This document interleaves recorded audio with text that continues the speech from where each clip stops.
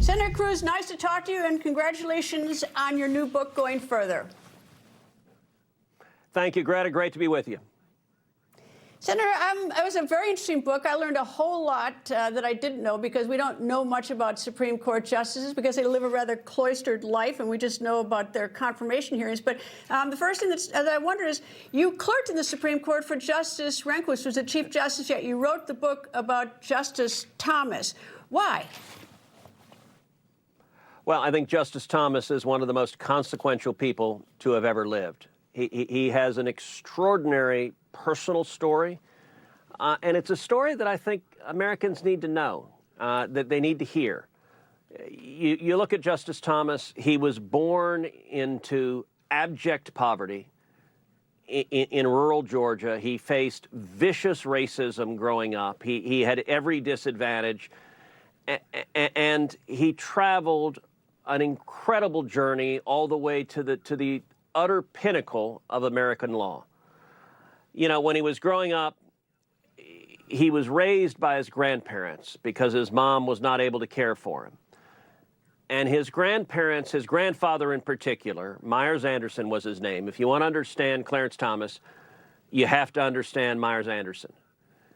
He was a hard man. He was a disciplinarian. He worked.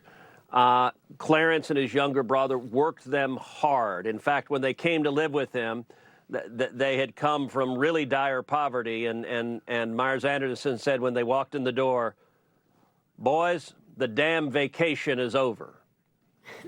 and he would get the boys up at 3 and 4 in the morning, and they would deliver fuel oil with him. That was Myers Anderson's business.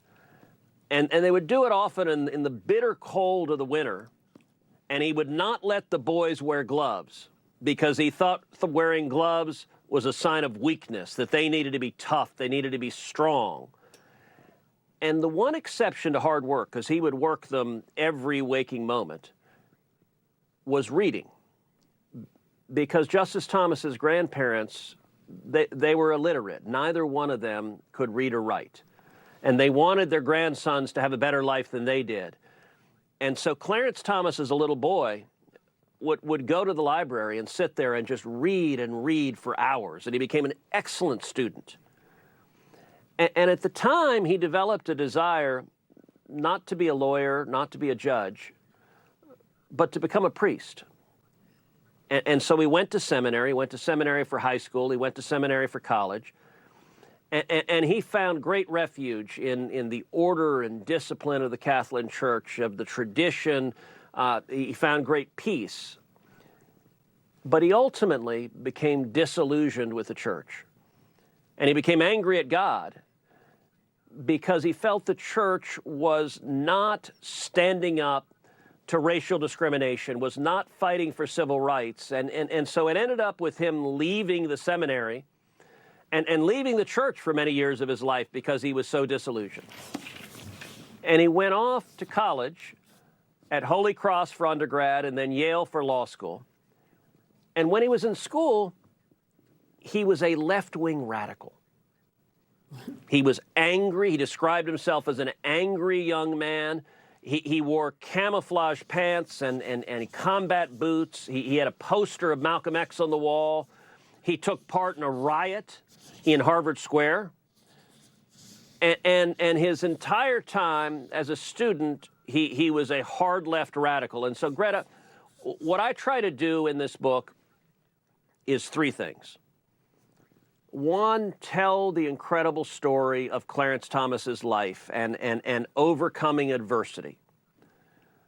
Two, describe the intellectual journey of going from a hardcore, angry left-wing radical to becoming one of the most important conservative thinkers in the world. And then number three, Justice Thomas wrote an autobiography. It's called My Grandfather's Son. It's a wonderful book. I highly recommend it. But his autobiography ends when he gets confirmed to the Supreme Court. He's now been on the court more than 30 years. He is today the second longest serving Supreme Court justice in American history. And in less than 2 years, he will become the longest serving Supreme Court justice in American history. So what I do in this book is try to explain 30 years of his jurisprudence, which is some of the most consequential jurisprudence of any Supreme Court justice. And Greta, I try to do it in a way that is understandable and interesting and fun. You don't have to be a lawyer to read this book. You don't have to be a constitutional law expert. I write this book so that a smart high school student can read it and appreciate it and learn, and it's filled with stories that are designed to bring to life who is Clarence Thomas. You know, it's interesting. There's so many, like you mentioned the stories, a lot of vignettes in it that are, particularly that I noticed. I mean, one is that when he's at Yale Law School, it was important to him that he not be looked like that he got in by affirmative action, that he got in by merit. That was hugely important to him. And even the story about John Bolton, who former ambassador to the UN, many of us know John Bolton, is that one time you write that Clarence Thomas lost his wallet, he had no more money. And you tell the story. Yeah, so he was a 1L student at Yale Law School, and he was walking through campus, and he suddenly realized his wallet was gone. He had a hole in his pants, and the wallet had fallen out of the hole. And he described, he said, look, it was a bad thing to be there in the 60s in New Haven, Connecticut as a black man with no driver's license, no student ID, no money. He was utterly broke, so he was deeply dismayed. And he said, well, I guess I'll go to the Lost and Found and see if anyone turned it in. And he was pretty skeptical. He figured whoever found it would keep it. But as it so happened, it was at the Lost and Found, and another law student had found it. And they told him the name of that student, and it was John Bolton. And he didn't know John Bolton, but he went and knocked on his dorm room door. He lived just upstairs from Clarence. And he met John Bolton, and he was this skinny kid with this big bushy mustache. And it was interesting. So John Bolton was a Catholic, the son of a fireman from Maryland, blue-collar background, deeply conservative. Thomas was from rural Georgia, considered himself liberal and radical. They were quite different, but they became good friends, and they actually discovered, and I talk about this as part of Justice Thomas's intellectual journey, much of what I think led Clarence Thomas to become the conservative icon that he is, you can find the roots in what his grandfather taught him. Look, Myers-Anderson did not consider himself a conservative either, but he believed in individualism, and he believed in individual responsibility, and you're in charge of your own success, your own life. So, for example, Clarence Thomas's grandparents lived in poverty their whole life, but they never once took government welfare. And Justice Thomas's grandfather said to him, Clarence, if you take welfare from the government, that gives the government license to come into your house and tell you how you should live, and they got no damn business telling me how to live, and so you don't take it, so they can't tell you how to live. That individualism, that strength, and also that accountability. He would say all the time, he'd look at other people who were out drinking and carousing and committing crimes and making all sorts of decisions that ruined their lives. And he drove into young Clarence Thomas, you're responsible for your life. You're responsible for not making those mistakes. What was fascinating is when Thomas met John Bolton, he saw many of those same individual principles reflected, even though he considered himself from a very different place in the political spectrum at the time. He had a very, very tough confirmation hearing, but the interesting thing, I think, back in 1991, despite that, he had 11 Democrats vote for him. And if you fast forward to now in these confirmation, I mean, they're down party lines. And what in the world is happening to your body, to the Senate, people, you have that situation where he was able to get 11 Democrats? Well, look, it was a different era. He was actually confirmed in a Democrat majority Senate. That sadly would not happen today, and it wouldn't happen not just for a Clarence Thomas. I believe if, God forbid, the Democrats win in November, that President Trump will get 0 new cabinet members confirmed, that he will get very few, if any, sub-cabinet members confirmed, and I think the Democrats will shut down every judicial nomination, which there's no precedent for that. Historically, it's always been the case that when you have a president of one party and a senate of the other party, that you move forward with nominations. It moderates the nominations, but you move forward with them. I think today's Democrats are so radicalized that if they take the majority, they will just halt judicial confirmations across the board. And look, some of this we cover in the book, because I trace the history of the radicalization of confirmation hearings, and it starts with Robert Bork. And Bork's hearing was bloody. Actually, Ted Kennedy and Joe Biden were two of the people leading the charge going after Bork's. And that hearing was so bloody that his name became a verb. To bork someone is to slander them and smear their character and go after them unfairly. It was the first judicial confirmation hearing to really break that ground. Clarence Thomas was the second, and Clarence Thomas's confirmation was bitter, it was ugly, and I talk in that chapter about how similar it was to Brett Kavanaugh's confirmation hearing, and the Democrats followed essentially the same playbook. When Clarence Thomas was being confirmed, Joe Biden was the chairman of the Senate Judiciary Committee, and Justice Thomas talks about how fundamentally dishonest Joe Biden was, how he told him one thing, he said, we're not going to come after you, and every word he said was a lie, and he was instead the point of the spear. And I start the chapter on the confirmation by actually talking about Brett Kavanaugh's confirmation.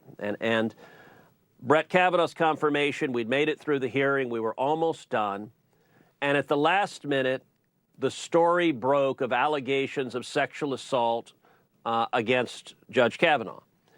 And the pattern was the same. These allegations, the Democrat senators had them for months. They sat on them. They did nothing. They didn't question Judge Kavanaugh about them. They did absolutely nothing until the hearing was over. And then on the eve of the vote, they leaked them to the press and just smeared him in the press. And that's exactly what they did for Clarence Thomas. Joe Biden had the allegations. He did nothing. In fact, he told people, we're not going to do anything with this. That was a lie. And then he leaked them to the press. Well, what I describe in the chapter about the confirmation is right after the allegations arose against Brett Kavanaugh, all the Senate Republicans on the Judiciary Committee, we met in Mitch McConnell's conference room. We were talking about what to do. And there were several of my colleagues who were saying, we should do nothing. Let's just vote. Let's just move on. We're done. And I strongly disagreed with that. And I said, listen, if you look back to Clarence Thomas's confirmation, the reason he got confirmed is the Senate held supplementary hearings, and the American people listened to Anita Hill. They got to look her in the eye and make a judgment. And then they listened to Clarence Thomas, and they looked him in the eye and made a judgment.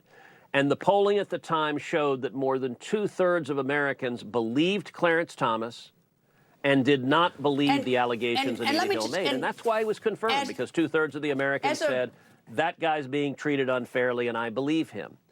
And what I said is, I said, listen, I want Brett Kavanaugh to be confirmed. I've known Brett for 30 years. But that's not going to happen unless the American people can look Dr. Blasey Ford in the eye and can look Brett Kavanaugh in the eye and make their own judgment. I also said, listen, none of us, this was right before an election, and the Democrats were eager to have a bunch of old Republican men beating up on an alleged victim of sexual assault. They thought that would help them in the election. And I said, listen, none of us want to vigorously question an alleged victim of sexual assault. And I will say one of my octogenarian colleagues leaned forward and said, I'll do it. And we were all like, whoa, whoa, whoa, easy does it. No, let's not go down that road. But we ended up having the hearing, listening to Dr. Blasey Ford's testimony, the American people did, and then listening to Brett Kavanaugh. And the same thing happened. The reason Brett Kavanaugh got confirmed is the majority of people watching believed him. And that analogy, it really takes you inside both of those bloody battles. Well, as a former criminal defense lawyer, I hate stale claims because all you can do is say I didn't do it. Both of them were profoundly stale claims. I don't know what happened, but it was impossible. Yep. It would never happen in the courtroom because of the unfairness of a stale claim. All right, before I let you go, tell me if this is correct. And I did a little research on you, and you recently on a podcast in which you said, it is no secret I want to be president. So what do you got to say about that? What I will say is, the book of Ecclesiastes says there is a time for every season. we're in the season of the midterms, and so my focus politically right now is Election Day in November. We are at real risk of losing both the House and Senate, so I am devoting every waking hour to raising money, to campaigning, to fighting to keep the Senate Republican, to keep the House Republican. If the Democrats take the Congress, they will use it to fight with everything they can to stop President Trump's agenda, and so I'm doing everything I can to stop that. There will be plenty of time in the future to address those questions in the future. What I'll say I'm also doing, since the book, the biography of Clarence Thomas, it debuted yesterday. It is #1 in the country, the top bestseller in the country on Amazon. And so I just want to encourage your viewers, go to Amazon right now, buy the book. You'll enjoy it. It's fun. It's interesting. I wrote this because we're in a time of division. We're in a time of anger. Everyone is yelling at each other. We don't have enough heroes. We don't have enough role models. And this is a book, I wrote this book because Clarence Thomas, I've known him 30 years. I had 9.5 hours of one-on-one exclusive interviews with him to write this book. And I think Clarence Thomas is an American hero. I want to encourage you, buy a book for your kids or for your grandkids, because if you're looking for a role model, someone to emulate, you would be very hard-pressed to choose a better choice than Justice Clarence Thomas. He is a man of principle, a man of courage, and one of the most consequential Americans ever to live. And as I noted in the beginning, we don't get to know much about our Supreme Court justices because of the nature of the beast. They're cloistered pretty much. But it is a great read. You don't have to be a lawyer to enjoy it. I loved it, loved the little vignettes. And in closing, I'll note I didn't get a no from you to my question about running for president. And we'll talk about that later. I didn't want you to think that I didn't notice that. Anyway, thank you, sir, and good luck with the book. It's a great read. Thanks, Greta. Greta, I'll say I'm glad there's not a court reporter, because you would probably respond with move to strike non-responsive. Indeed, I would. Or I'd ask. If there were a judge, I'd say I'd direct the witness to answer the. Your Honor, would you direct the witness to answer the question? Anyway, thank you, sir. Thankfully, there's no judge here. Indeed. People think news just happens. It doesn't. It happens because there's someone there to capture the moment, to explain it and share it. That's my job. I go where news breaks and give you the facts. Join me for The Record on Newsmax.